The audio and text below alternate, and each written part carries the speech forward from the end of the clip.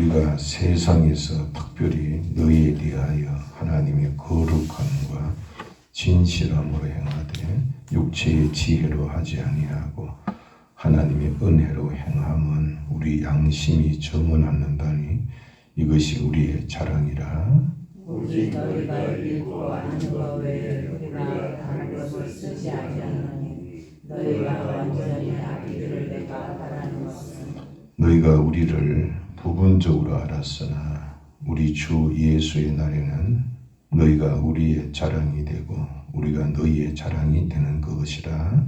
내가 이 확신을 가지고 너희로 두 번 은혜를 얻게 하기 위하여 먼저 너희에게 이르렀다가 너희를 지나 마게도냐로 갔다가 다시 마게도냐에서 너희에게로 가서 너희의 도움으로 유대로 가기를 계획하였으니 이렇게 계획할 때 어찌 경솔히 하였으며 혹 계획하기를 죄를 따라 계획하였으니 이 영광에서 아니라 하나님이 내게 있겠느냐.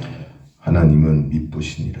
우리가 너희에게 한 말은 이해하고 아니라 함이 없노라.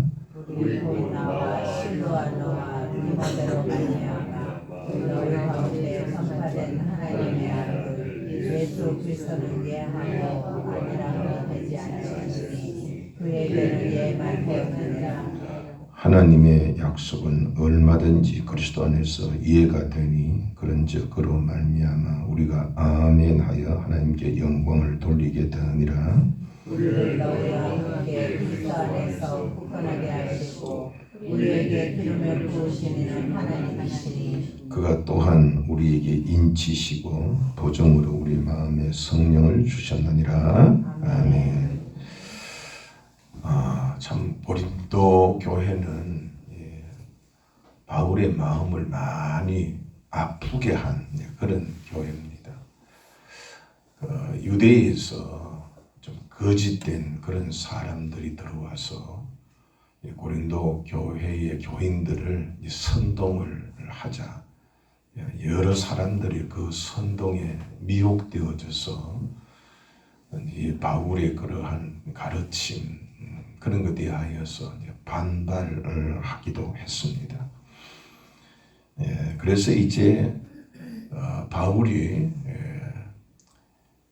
고린도전서, 고린도후서 이외에 또 다른 편지가 있는데 좀 굉장히 이제 과격한 말로 참으로 그렇게 그들에게 눈물로 쓴 편지를 보내게 되자 고린도 교인들은 상당히 이제 마음이 아파하면서 여러 사람들이 회개하고 돌아오지만 그러나 여전히 한번 싫어하면은 뭐든지 다 싫잖아요. 그런 사람들 미혹되어져서 그렇게 된 사람들이 일부 남아 있었습니다. 이 사람들은 어떻게 해서든지 바울의 흠을 찾아내서 바울을 비난하고 바울을 끌어내리려는 그런 악한 마음을 갖고 있었습니다. 그래서 이제 바울이 고린도 교회의 이런 문제로 인하여서 방문하려 했던 그런 계획이 여러 차례 변경이 되어져요. 여러 가지 이제 변경이 되어지는 이제 그것을 터집 잡아서 참 봐라 바울이 얼마나 불성실하냐 성실치 못한다. 그리고 편지를 써보냈지만은 그 겉으로 이렇게 써 있지만은 분명히 다른 의도가 있다. 자꾸 그렇게 의심을 불러일으켜요. 그런데 이제 바울의 심령으로는 이 바울에 대한 신실성이 훼손되어 버리면 저 사람이 저런 사람이었구나. 그래 마음을 닫아버리면 이제까지 받았던 복음도 문제가 되지 않습니까?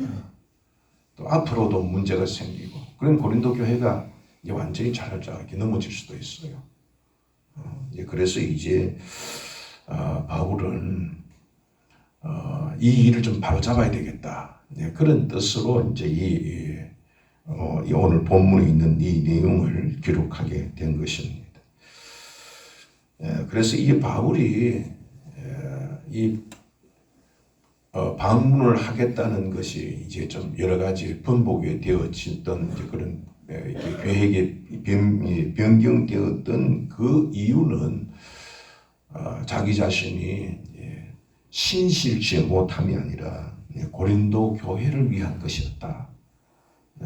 그런 것을 이제 해명을 합니다. 12절에 보면은 바울은 너희를 대함에 하나님의 거룩함과 진실함으로 행하였고 또 육체의 지혜가 아닌 하나님의 은혜로 행하였다라고 그렇게 이제 자기 자신의 그 뜻을 밝힙니다. 육체의 지혜라고 하는 것은 사람의 꾀를 얘기해요.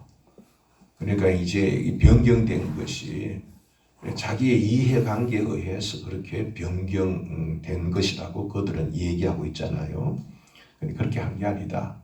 인간의 꾀로 한 게 아니고 하나님의 은혜로 한 거다.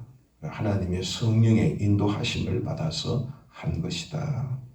그래서 성령의 인도하심을 따라 나는 참 거룩하고 진실하게 너희를 대하였다.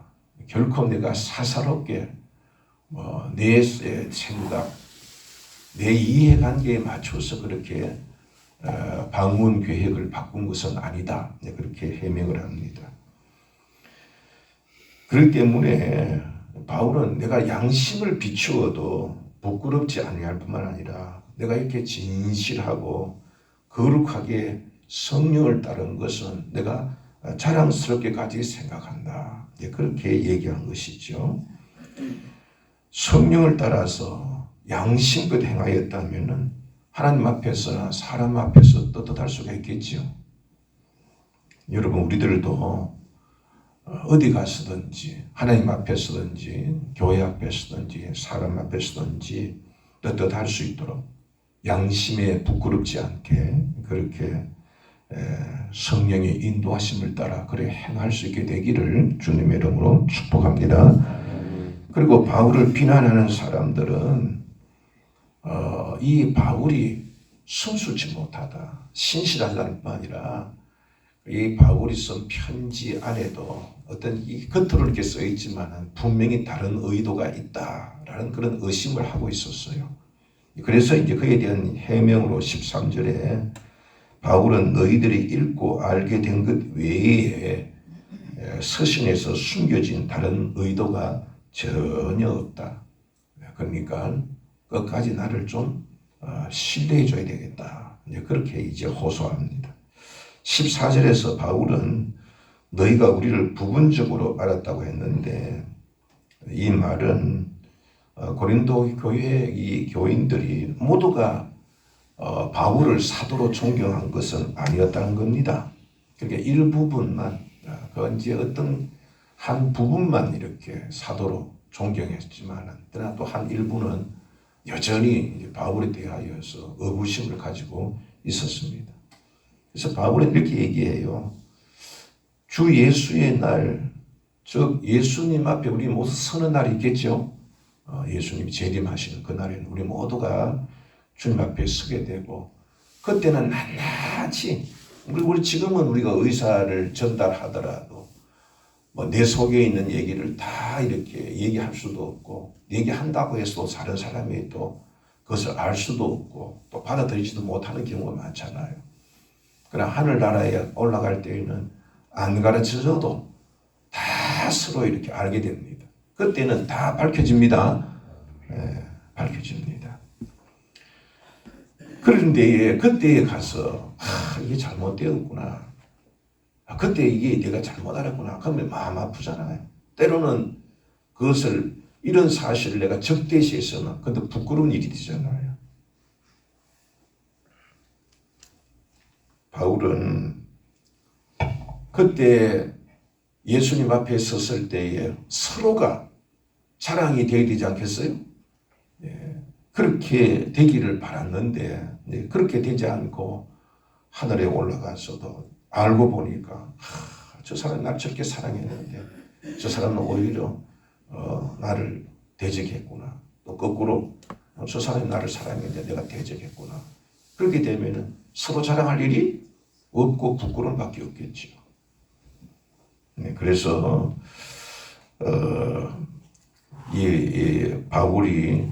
바울은 자기가 얘기했던 것처럼 나는 정말 진실된 마음으로 이렇게 너희를 대하여 왔고 변경된 것도 그것도 전혀 내가 다른 의도가 아니라 너희를 위한 거야. 그렇다면은 함께 우리가 자랑하려고 하면은 그것을 너희들도 어떻게 해야 돼? 받아 들어야 되겠죠. 바울이 그렇게 했다는 것을 신뢰하고 그들도 기꺼이 사도의 그떠한 권위를 인정하고 그가 가르친 교훈의 말씀에 그렇게 순종을 하고 자기 자신이 잘못한 것을 고치고 그래야 되는데 사도 바울이 얘기한 것에 대하여 반발하는 사람들이 많았어요. 이제 우상 숭배의 나라고 또 이게 아주 그 음란한 도시니까 그걸 지적했을 때 그렇게 해서 굉장히 그에 대해 반발한 사람들이 있었단 말이에요. 그러니까 어떻게 되겠어요? 그건 장차 하나님 앞에 다 밝힌 날을 쓸 때 서로 자랑할 수가 없겠죠. 그래서 서로 자랑하면 어떻게 되겠어요? 사도라는 사도 바울이 전한 그 말씀에 대하여 존경심을 갖고 신뢰하면서 그 말씀을 순종해야 되겠죠. 그거를 이제 바울이 바랐던 겁니다. 여러분 우리들도 주님 앞에 서는 날 모든 것이 드러나게 될 줄 깨달아야 돼요. 눈앞에 있는 것 자기 이해관계 때문에 20방편으로 앞에서 이러고 뒤에서 이러고 그렇게 해서 안 된다 그죠. 그것 때문에 부끄러움을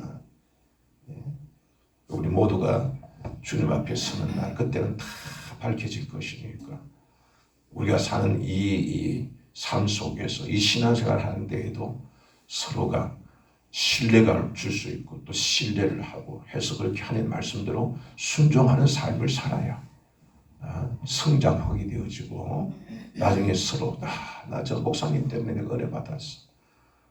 또 목사님은 성도들 때문에 참 내가 행복한 목회를 했고 참 저들이 잘 자라서 나 참 행복했어. 이렇게 서로 자랑할 수 있다. 여러분 우리 교회도 그런 교회가 되기를 여러분들 주님의 이름으로 축복합니다. 자 15절에서 보면은 바울은 서로가 자랑이 되어야 된다는 것을 확신하고 그리고 내가 그런 것을 마음을 가지고 그렇게 방문 계획을 세운 것이다 라고 밝힙니다. 그래서 16절과 같이 에베소에서 먼저 너희들 즉 고린도에서 은혜를 나누고 다시 마게도냐로 갔다가 다시 고린도로 돌아오는 두 번의 방문 후에 너희의 경제적인 지원을 받아 즉 예루살렘에 그 구제금을 전달할 계획을 세웠다고 얘기를 한 겁니다. 이 바울을 비난한 자들은 바울의 그 방문 변경에 대하여 경솔했다. 육체를 따라서 계획했다. 그렇게 했지만 바울은 절대로 경솔한 것이 아니었다.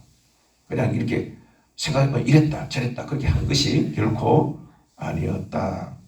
그렇게 밝힙니다. 18절에서 하나님의 신실하심을 두고 내가 경솔지 아니한 것을 내가 그렇게 내가 확신할 수 있다. 그렇게 얘기를 합니다. 자, 하나님은 신실하시죠? 하나님이 뭐 성경 말씀을 이렇게 했다가 다음에 번복하는 게 절대로 없습니다. 그러니까 모든 성도들도 하나님처럼 신실해야지요. 하나님은 거짓된 것을 싫어하시는 분이니까. 그래서 바울도 나는 사도기 때문에 하나님의 종이라면 마땅히 하나님의 신실하처럼 우리도 신실해야 되지 않느냐. 그렇기 때문에 아닌데도 이해하고 이해한 후에 아니오라고 내가 할 리가 있겠느냐. 절대로 내가 경솔하게 내가 편한 대로 그렇게 계획을 변경한 것이 아니다. 오직 고린도 이 교회의 유익을 위한 것이고 또 그것은 주님의 뜻이기 때문에 그렇게 한 것이다. 그렇게 또 밝힙니다. 참 이런 이야기를 한다는 게 참 안 좋은 거죠. 그죠? 신뢰해서 얘기하면 받아들여야 되는데 의심을 품고 뭔 얘기하면 또 그것도 말꼬리 잡고 또 흠잡고 교인들이 그렇게 그런 사람이 한두 명이라도 있다면은 얼마나 숨막히겠어. 이 바울이요 이 목회하면서 우리는 바울이니까 대단하고 설마 사도 앞에서 누가 그렇지 않았습니다. 사도 바울의 목회도 험난했습니다. 교회에 설립했는데 그 설립한 교회에서 비난을 받고 말이에요. 거짓 이 선동자에 들어오면 그 말에 부하내동해서 그들이 따르고 말이에요. 그게 참 너무 힘들다는 그런 얘기까지 해요.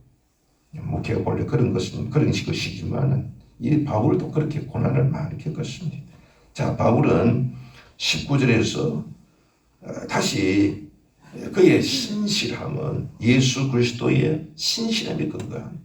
하나님이 신실한 것처럼 우리도 신실해야 되고, 또 우리는 예수 그리스도께서 신실하신 것처럼 우리도 신실해야 된다. 그렇게 밝힙니다. 이 바울과 실로아노 그리고 디모데가 고린도 교회에 전파한 것이 뭐예요? 예수님의 복음을 전한 거지요. 그럼 이 고린도 교회는 모두가 예수님을 믿는 사람들이에요. 그럼 사도도 예수 믿는 사람이죠. 그렇기 때문에 이 사도와 고린도 교인들은 모두 예수님 안에 있는 사람이죠. 그런데 그 예수님이 누굽니까? 예수님이 변덕을 부린 적이 있나요? 예수님 말씀하실 때 이렇게 얘기했다가 다른 데 가서 또 뒤집었다가 이렇게 한 적이 한 번도 없어요. 한 번도. 이랬다 저랬다 한 적이 없었다. 참된지 참된 것만 말씀하시고 신실하게만 대답하셨다. 그렇기 때문에 예수님과 연합된 바울뿐만 아니라 또 바울과 함께 복음을 전했던 실로아노나 그리고 이 디모데뿐만 아니라 그 복음을 받아서 예수를 믿은 사람들도 다 똑같이 예수님과 함께 신실해야 되지요. 서로 함께 다 신실함을 유지해야 된다 이 말입니다. 그렇기 때문에 바울 일행 역시 자신들이 지금 얘기하고 있는 이 말에는 거짓말이 추워도 없다는 것을 그렇게 그들에게 호소하고 있는 거예요. 자, 바울은 20절에서 하나님의 약속은 얼마든지 그리스도 안에서 이해가 된다. 그렇게 얘기하고 있죠. 자, 하나님은 선지자들에게 약속을 했는데 그 약속대로 예수님이 오셨어요. 선지자들에게 하나님의 아들이 온다. 메시아가 온다. 계속해서 그렇게 예언기 했는데 그 예언대로 하나님의 말씀대로 예수님이 오셨고 또 하나님의 약속은 언제든지 예수님을 통해서 이루어지죠. 그렇기 때문에 모든 성도들은 예수님의 말씀이라면 언제나 아멘 해야 됩니다. 하나님이 신실하셔서 약속대로 다 이루셨고 예수님이 오셨을 때에도 하나님이 약속을 다 이루셨어요. 예수님은 이 땅에 오셔서 어떤 때에는 이 말하고 저럴 때에는 말을 바꾸어서 자기 입장에서 자기를 변하고 옹호하려고 하지 않았어요. 하나님의 뜻을 이루기 위해서는 오직 예해서 십자가에 못 박혀 죽을지라도 오직 예만 했지요. 순종하셨다. 그러니까 예수님 말씀은 참이지요. 참됩니다. 그렇기 때문에 모든 성도들은 주님께서 주신 이 교훈, 하나님의 말씀에는 항상 아멘 해야 됩니다. 아멘이라는 말은 진실하다, 확실하다 그런 뜻이 있습니다. 그래서 그대로 이루어지다 그렇게 이루어질 것입니다. 그렇게 이제 화답하는 것이고요. 아멘이에요. 성도들은 주의 말씀에 아멘 해야 됩니다. 그렇게 순종해야 됩니다. 그렇게 아멘 할 때에 마음을 다해 아멘 할 때에 하나님께서 영광을 받으셔요. 자, 여러분들 제가 누구에게 이렇게 좀 해달라. 그런데 그걸 신뢰하고 예 그렇게 하겠습니다 하면 나는 존중받는 거죠. 근데 내가 그렇게 힘써서 얘기했는데 아랑곳하지도 않고 들은 척만 척도 하지 않아요. 또 때로는 예 그렇게 할게요 그래 놓고 또 무시해버리고 그러면 난 어떻게 되는 거예요? 그 사람에게 뭐 받는 거예요? 무시받는 거예요. 우리 하나님 말씀 들을 때에도 아멘 해야 됩니다. 아멘 하고 그 말씀에 대해 신실로 받아들이고 순종해야 하나님을 높이는 거예요. 그리고 나서 주의 말씀에 순종을 해야 됩니다. 아멘 하면 순종하겠다는 뜻이죠. 그렇게 될 것입니다. 그렇게 하겠습니다는 뜻이죠. 그렇게 할 때에 하나님의 영광이 나타납니다. 왜냐하면 그렇게 약속했기 때문에.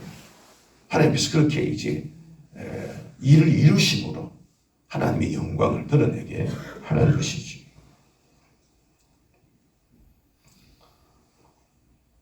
이렇게 모든 성도들은 하나님의 신실하심처럼 예수님이 언제나 참된 것만 말씀하셨던 것처럼 우리도 성도들도 언제나 주님 앞에서는 신실해야 한다는 것입니다. 바울은 다시 고린도 교인이나 사도나 복음을 전한 자와 모두가 서로 진실해야 된다. 진실해야 된다는 그런 것에 대하여 4가지의 이유를 밝힙니다. 그게 바로 이제 21절, 22절 말씀이에요. 자, 여기 보면은 4가지 이유를 밝히는데, 첫째는 하나님께서 그리스도 안에서 모두를 굳건하게 하셨다. 둘째는 우리에게 기름을 부으셨다. 셋째, 하나님께서 인쳐주셨다. 넷째, 보정으로 마음에 성령을 주셨다. 이렇게 얘기하고 있습니다. 그러니까 바울과 고린도 교회에 이렇게 고린도 교인들과의 만남은 지나가다 우연히 만난 것이 아니라는 거예요. 하나님께서 택해 주셨지요. 그래서 그리스도 안에 묵혀졌지요. 그러면 이 그리스도 안에서 묵혀진 것은 예수님은 그냥 일시적인 분이에요. 영원한 분이에요. 그러면은 그 묶음은 영원한 거예요. 일시적인 거예요. 영원한 거예요. 그러니까 이 바울과 고린도 교인과의 관계는 어떤 관계가 돼야 돼? 하나님께서 영원한 관계를 묶어줬다 이 말이에요. 그런데 떠내기처럼 한번 바다가 많은 것처럼 죽으면 그만이지, 뭐 헤어지면 그만이지. 그게 아니라 천국 가면 다 밝혀진다 이거야. 이렇게 굳게 되어진 것인데 그렇게 함부로 살아서는 안 된다는 거지.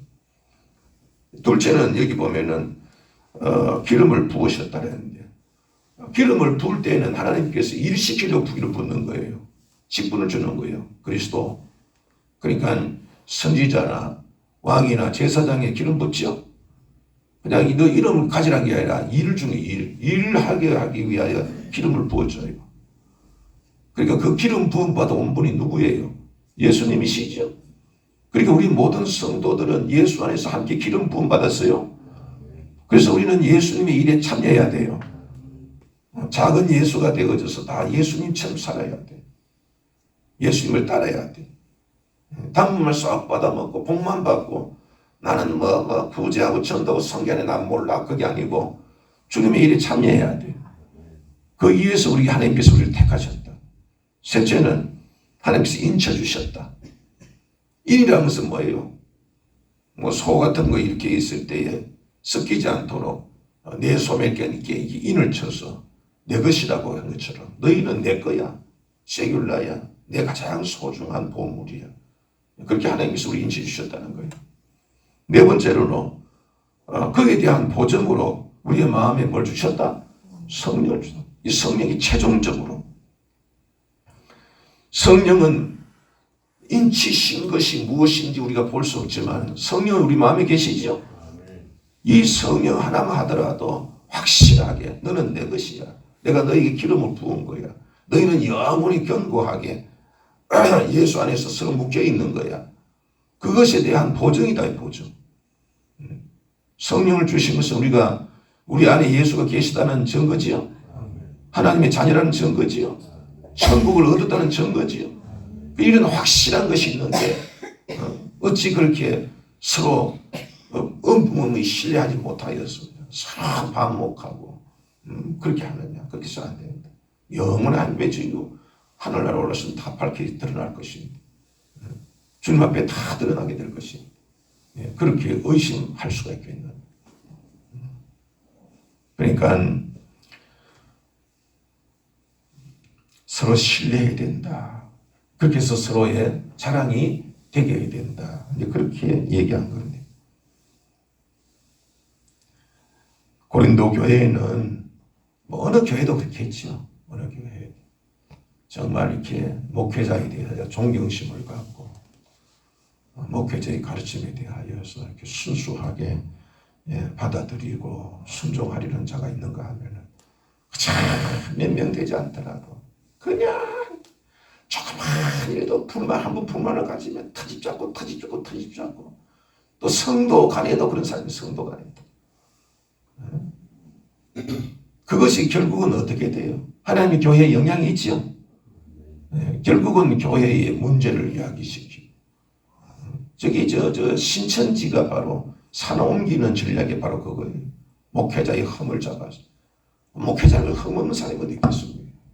성도라고 흠 없는 사람이 어디 있겠습니까? 그 흠을 자꾸 찾아가지고 그 사람을 불신하게 만들어. 그래가지고 그 교회에서 완전히 분리시켜버려. 그리고 자기의 세력을 끌고 들어와서 그 교회를 완전히 무너뜨려버려. 그 마귀 역사지요. 마귀 역사. 나중에 하나님 앞에 서게 될 때에 다 드러나지 않겠어요. 얼마나 부끄럽겠어요. 우리는 여러분들 이런 마귀의 역사를 경계해야 됩니다. 우리는 하나님께서 맺어준 형제 자매의 힘을 기억하고 또 주님 앞에 가면 지금도 주님 보고 계시겠죠. 주님 앞에 다 드러나게 된다는 것을 우리들이 늘 상기하면서 우리는 그때 주님 앞에 서게 될 때 또 평소에도 자기 자신이 떳떳할 수 있도록 그렇게 정직하게 신실하게 사랑으로 대해야 할 것입니다. 오늘도 주님께 영분별의 은사와 사랑의 은사를 구합시다. 영적인 분별력을 있어야 돼. 그래야 목회자라고 해서 다 따르면 안 되지요. 목회자가 거짓되면 그거 따르면 안 되잖아요. 영분별이 있어야 돼요. 목사님이 가르치는 그 말씀이 성경에 부합하는가 아니면 우리를 현혹시키는가 그건 알 수 있는 영분별이 있어야지. 영적인 분별을 넣어갖고 주님 가르침은 목사님 자체에게는 조금 문제가 있다 할지라도 저 가르침에는 하나님 말씀입니다. 그렇다면 그 말씀을 하나님의 말씀으로 받고 그렇게 따라야 됩니다. 그런 영적인 분별력을 일단 갖춰야 돼요. 그 다음에는 은사, 사랑의 은사가 있어요. 제가 지난번에 열려 얘기했잖아요. 하나님은 다양한 은사를 주셨죠. 그 다양한 은사는 오직 누구를 위해서? 주님을 위해서지요. 주님 몸된 교회를 유익을 위해서 살아로 찍지요. 그렇게 살아야 된다. 그렇기 때문에 은사가 다 있다 할지라도 공통된 모두가 가져야 할 은사가 무슨 은사를 써요? 사랑의 은사다. 사랑의 은사가 없으면은 지 혼자 튀잖아, 지 혼자. 내 것만 알고 내 주장만 하고. 그러니까 지체가 될 수가 없어요. 지체는 몸을 위해서 있는 거지요. 교회는 주님의 몸된 교회를 위해서 있는 겁니다. 교회는 주님을 위해서 있는 것이고요. 그렇게 있어야 되는데 혼자 튀어서 혼자 내 혼자 하고 내 혼자 그거는 주님의 지체가 될 수가 없는 거지. 이 고린도 교회가 이런 문제가 있어서 다 이렇게 바울이 고심하면서 이런 글까지 쓰게 된 겁니다. 오늘도 여러분들 우리는 주님께 우리에게 영분별의 은사와 또 우리 필요한 은사를 구하십시다. 또한 사랑의 은사를 구합시다. 그래서 다른 영이 아니라면은 서로 사랑하고 서로 돕고 서로 배려함으로 장차 주님 앞에 섰을 때 우리 자신이 다 드러낼 때에 떳떳하게 서로 자랑할 수 있게 되기를 주님의 이름으로 축복합니다. 기도하십시다. 하나님 아버지, 하나님께서 신실하시고 주님이 신실하셨던 것처럼 저희들도 신실하게 하여 주시옵소서. 양심의 거리낌이 없이 주님 앞에서나 어느 누구 앞에서도 떳떳할 수 있는 저희들 되게 하여 주옵소서. 하나님께서 우리를 주님 안에서 굳게 묶어 주셨사오니 언제나 하나가 되어서 서로 은혜를 베풀어 서로의 자랑이 되도록 인도하여 주옵소서. 함께 지체된 성도를 위해 기도합니다. 우리 명래길 집사님의 눈을 깨끗하게 고쳐 주시옵소서. 우리 고성민 장로님도 치료하여 주시옵소서. 암과 모든 질병과 싸워 이기도록 우리 모든 몸이 불편한 분들에게 주의 생기를 부어 주시옵소서.